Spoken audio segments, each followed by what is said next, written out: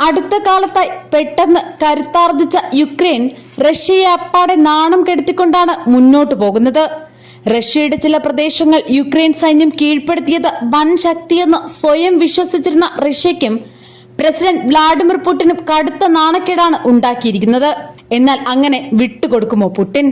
അവിടെയാണ് കളി മാറിയിരിക്കുന്നത്. തലസ്ഥാനമായ കീവ് നഗരം ഉൾപ്പെടെ യുക്രൈനിലെ 15 കേന്ദ്രങ്ങളിൽ റഷ്യ നടത്തിയ വൻ മിസൈൽ ആക്രമണത്തിൽ 7 പേർ കൊല്ലപ്പെട്ടു. രാജ്യത്തെ അടിസ്ഥാന സൗകര്യങ്ങളെയും ഊർജ മേഖലയെയും ലക്ഷ്യം വെച്ചായിരുന്നു ആക്രമണം.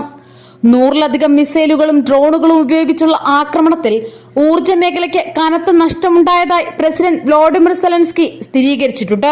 വൈദ്യുതിയും വെള്ളവും പലയിടത്തും മുടങ്ങിയതായാണ് റിപ്പോർട്ടുകൾ. ശൈത്യകാലത്ത് തൊട്ടു മുൻപ് ഊർജ നിലയങ്ങൾക്ക് നേരെയുണ്ടാകുന്ന ആക്രമണം രാജ്യത്തിന് തിരിച്ചടിയായിട്ടുണ്ട്. റഷ്യൻ ഡ്രോണുകളിൽ നിന്ന് ഒന്ന് അയൽരാജ്യമായ പോളണ്ടിന്റെ അതിർത്തി കടന്നതും ആശങ്ക വർദ്ധിപ്പിക്കുന്നുണ്ട്. കഴിഞ്ഞ വർഷവും ഇതേ കാലയളവിൽ യുക്രൈന്റെ വിവിധ ഊർജ മേഖലകളെ ലക്ഷ്യമിട്ട് 76 റോക്കറ്റുകളാണ് റഷ്യ വിക്ഷേപിച്ചത്. യുക്രൈനിലെ താപജല വൈദ്യുത നിലയങ്ങളും പ്രധാന ശൃംഖലകളുടെ സബ്സ്റ്റേഷനുകളുമെല്ലാം റഷ്യൻ ആക്രമണത്തിൽ തകർന്നിരുന്നു. ഇപ്പോൾ രാജ്യത്തെ വൈദ്യുത നിലയങ്ങൾ തകർത്ത് ഊർജ മേഖലയെ പ്രതിസന്ധിയിലാക്കാനുള്ള റഷ്യൻ തന്ത്രങ്ങളുടെ തുടർച്ചയാണിതെന്നാണ് യുക്രൈൻ മാധ്യമങ്ങൾ റിപ്പോർട്ട് ചെയ്യുന്നത്. പുതിയ സാഹചര്യത്തിൽ യുക്രൈനിൽ ഊർജ ഉപഭോഗം 50% കുറഞ്ഞെന്നും സ്റ്റേറ്റ് എനർജി കമ്പനി പറയുന്നു.